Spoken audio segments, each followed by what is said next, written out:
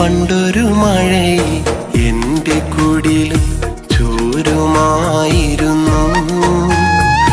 അന്നാ മഴയിൽ എൻ കിനാവും നനയുമായിരുന്നു.